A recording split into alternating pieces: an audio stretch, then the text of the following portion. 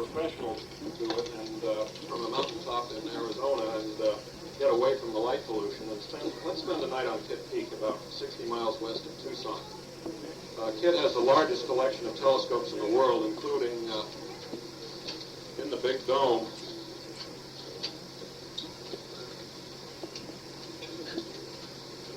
My Stellafane 8, or I mean the Mayall 108 58-inch reflector. Late in the afternoon, the tourists go home. The visiting astronomers wake up. The sun sets behind the Papago Indian Reservation. Venus puts in an appearance. When the last twilight is gone, the stars in all their splendor appear, circling in their endless trails around the celestial pole.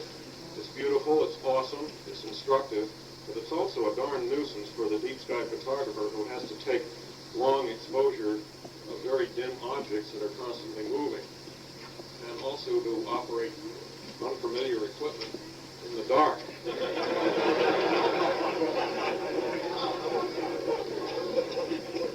This is some familiar equipment, which is also a problem. But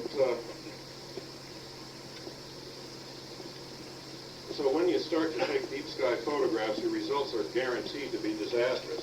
Let me show you exactly how disastrous. I think this knowledge that all these blunders and others that you'll invent yourself are curable will be an encouragement, especially to those of you who are in the terrible startup period where nothing turns out right.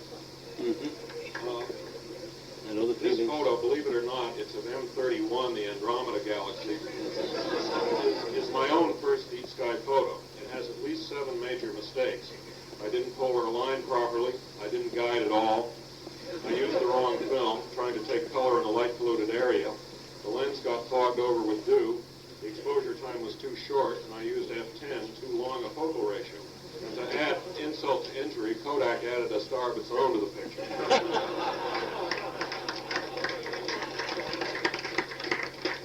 Aside from these little problems, it's a pretty good picture.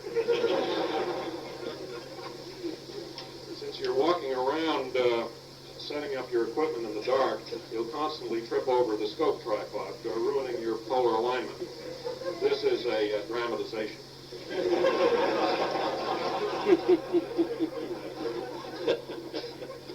Actually, bumping into the equipment is especially admonished.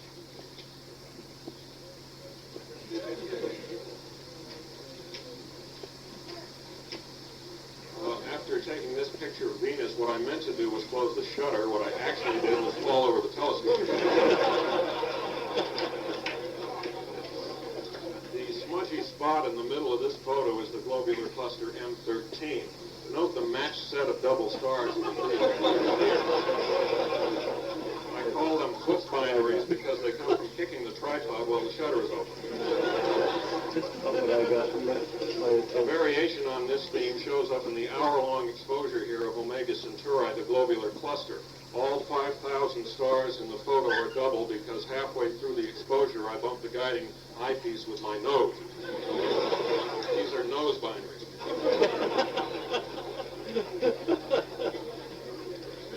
Be prepared for lots of other things to go wrong. If you use a clear focusing screen, your picture will be out of focus like this, everything looking like the Ring Nebula, and this isn't even the Ring Nebula. This is Healy's Comet. Actually, I think this frame got light struck because I left the camera out in the sun all day.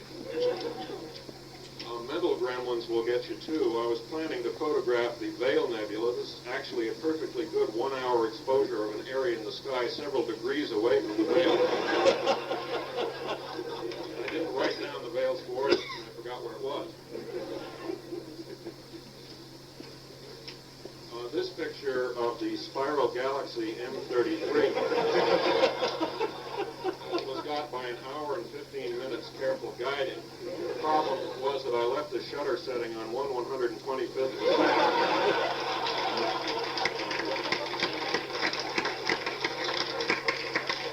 All my careful guiding was done with the shutter closed. As a matter of fact, a couple of my best shots I can't even forgot to put film in the camera. This one with an exposure of 125th of a second, when I intended an hour and a quarter, I figure it's underexposed by a factor of 562,000 to 1. My strangest mistake is this abstract created when I let wet film stick together and then pulled it apart when it was dry. Here I was trying to take a picture of Jupiter's moons, but the drive gears must have had a tooth missing in the Brand X telescope that I was using at the time, because every once in a while the scope would hop and change positions about 30 seconds of arc. The best feature of the Brand X telescope was the full refund. I guess the moral is you're licked before you start unless you have good equipment. But enough of my mistakes. If you get into deep sky, you'll invent your own. But there's nothing to compare with the first of your deep sky photos that turn out well. No, beautiful. This is the first of mine that turned out well. A simple 10-minute piggyback exposure, 35mm camera of the summer Milky Way in Cygnus. Think for a minute what you're seeing when you're looking at the deep sky photo. Light years. 5.8 trillion miles, the distance that light, traveling as it does, at 186,000 miles per second, travels in a year. Hard to imagine. Impossible, as a matter of fact. Nothing but the sky glow in this picture is closer than about 11 light years away. If the light from the nearest star in this picture took 11 years to get here, we're also looking at these stars and nebulae, not as they appear today, but as they look on varying dates in the past. None more recent than the 1960s. In a way, time travel. The star Deneb as it appeared in AD 380. The North American Nebula as it appeared in 1500 BC. Let's try to visualize the distances better. The average distance to the Sun is 93 million miles, or 1 astronomical unit. Let's set a new distance measuring scale by saying that the Earth to Sun distance is 1 inch. If the Earth to Sun distance is 1 inch, then a light year is 1 mile, or about 63,000 inches, or 63,000 astronomical units. With this distance scale in mind, let's begin our tour of the universe as we move away from the Earth at warp speed, and also backward in time, looking for various kinds of objects out there that are not stars. Some of the first objects we'll encounter are open star clusters. This is the Pleiades, the Seven Sisters. This Schmidt camera photo shows a couple of dozen stars in the cluster rather than 7, and there are probably a couple hundred in all. On our distance scale, Earth to the Sun is 1 inch. The Pleiades are 410 miles away from here to Washington, D.C. And remember, we're seeing it as it was when Elizabeth I was Queen of England, about the year 1570. Another open star cluster we might encounter as we journey away from the Sun is this one, M37, a collection of hot blue stars in the constellation Auriga. M37 on our distance scale, 1 inch to the Sun, is 4,200 miles away, say out beyond Los Angeles in the Pacific somewhere. And we're seeing it as it appeared in 2200 BC. I think they were still building the pyramids in that year.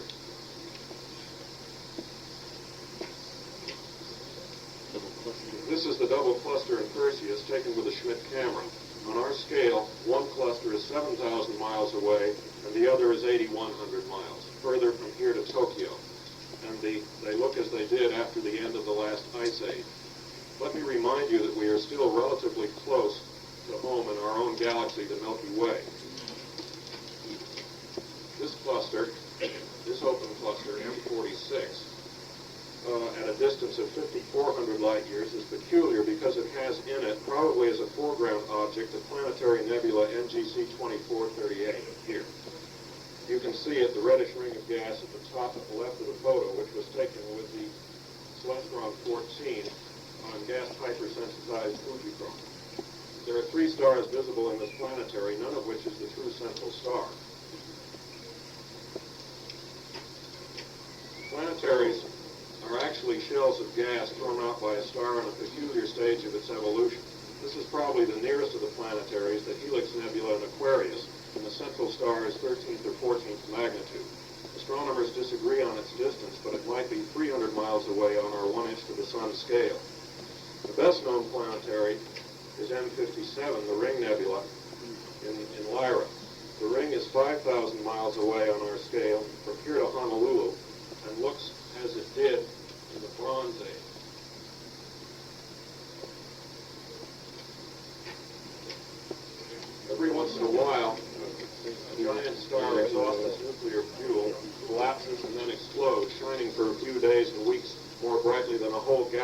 100 billion stars. Here's what is left from one of these supernova explosions that took place perhaps 30,000 to 40,000 years ago. A shell of expanding gases called the Cygnus loop. It has probably expanded considerably further in the 1,500 years it took this light to reach us. We are seeing it as it was when the Vandals sacked Rome. If we continue our journey in the direction of the constellation Sagittarius in the summer Milky Way, we will run into the most star-filled area of the sky. The nucleus of our galaxy is in this direction here, unseen behind the dust and gas clouds of the nearest spiral arm of our galaxy. There's a strong radio source at the center of our galaxy, but all attempts to cut through the intervening clouds optically have failed. The galactic center is 30,000 light years away. On our 1 light year to the mile scale, it's more than 1/10 of the way to the moon. I took this picture in Arizona with a 50mm normal lens and a 35mm camera, Fujichrome film, and a half-hour exposure. The area blocking our view of the galactic center is called the large Sagittarius star cloud here. The dark nebula over here is known as the Pipe Nebula because of its shape.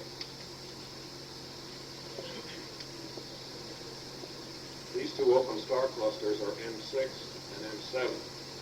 M7 is the southernmost object in Messier's catalog, about 35 degrees south of the celestial equator. The reddish spot at the top is M8, the Lagoon Nebula. Let's look at the Milky Way field just to the north of here. Here's M8, the Lagoon Nebula, this time at the bottom of the field. And the Pipe Nebula again, over here at the right-hand corner. The picture was taken in New Hampshire, where this part of the sky is closer to the southern horizon. You can see the outline of a house and trees over here on the left, blurred by the tracking of the telescope. The small Sagittarius star cloud, M24, in Messier's catalog is here. This is a close-up through the Schmidt camera of M24, the small Sagittarius star cloud. You can see the small nebulas, dark nebulas here that look like eyes. Here are two more emission nebulae taken with the Schmidt camera, also in Sagittarius. This is the Lagoon Nebula, M8, and the Trifid Nebula, M20. This is a close-up through the telescope of the Trifid. Through the Schmidt camera, that photograph was only about 12 minutes, but through the telescope at a much longer focal ratio of f5 or so, this picture took 45 minutes exposure on the old GAF film. M8 or M20 here is both an emission nebula, the red, and a reflection nebula, the blue.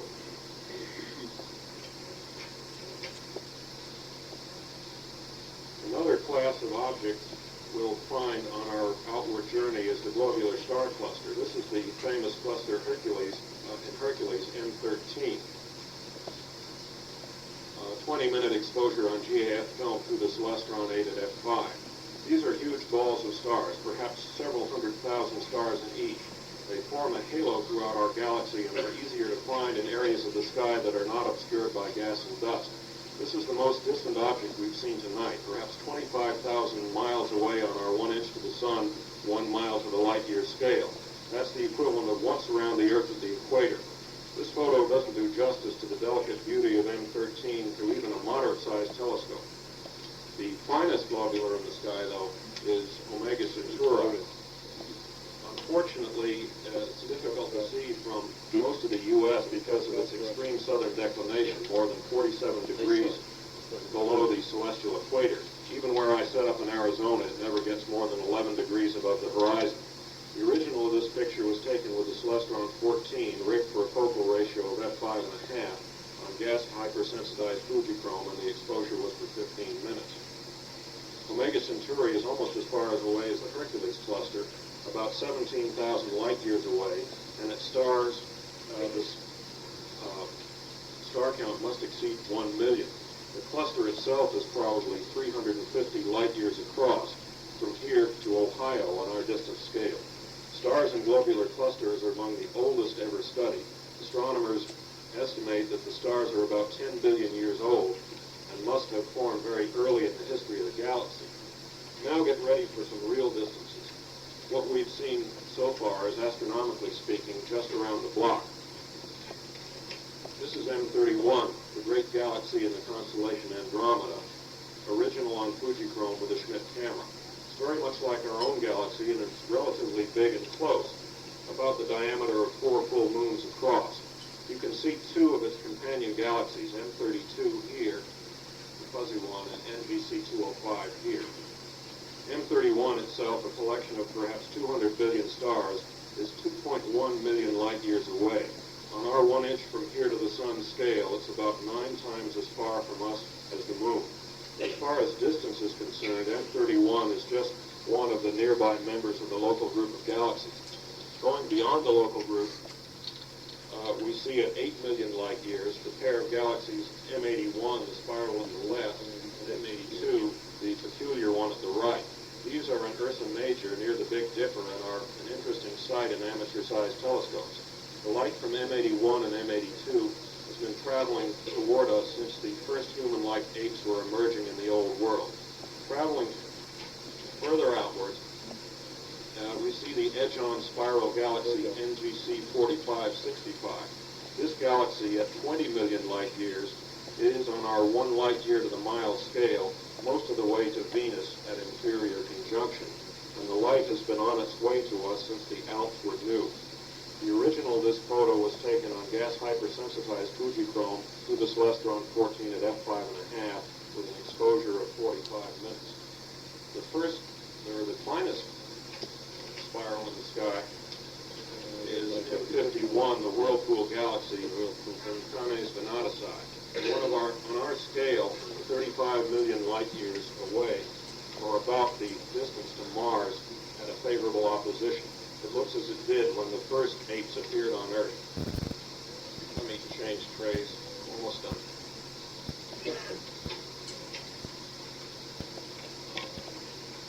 Still, at 40 million light years is M104, the Sombrero galaxy, a giant galaxy, and the first one in which was discovered a big spectral redshift, which led to the theory of the expansion of the universe and our measuring scale of cosmic distances. Somewhat further out in space is the great cluster of galaxies in Coma Berenices, clusters of galaxies that you can imagine. There are several in this camera photograph, including M100 at the upper right. I took this photo in April last year. When I did, there was a supernova explosion in M100, and the exploding star here was putting out almost as much light as the entire 100 billion stars in the normal galaxy. At the bottom left of this picture, you can see M99 at 45 million light years distance. It looked as it did when, here on Earth, Alaska was separating from Asia. By far the most distant object that can be seen in a small telescope is this quasar, 3C273. Quasars are mysterious objects appearing like stars that may be highly energetic galactic nuclei. If quasars' redshifts are truly indicative of their distance, then they are enormously bright, 300 times as bright as a giant normal galaxy. Astronomers put the distance of 3C273 at 3 billion light years. On our scale of 93 million miles equals 1 inch, and 1 light year equals 1 mile. 3C273 is about the distance from here to Pluto. The light from 3C273 has been traveling toward us for about 2/3 of the time since the Earth first formed. The distance to 3C273 is in turn only a fraction of the distance across the visible universe, not to speculate on what, if anything, lies beyond, or even if the word beyond has any meaning. At this point in my tour, my mind gets boggled, and I like to return as fast as possible to Earth. Anyway, we've been up all night shooting pictures, and it's getting close to sunup, and it's time to start setting up and getting a few hours sleep before the next day's photography. Thank you very much.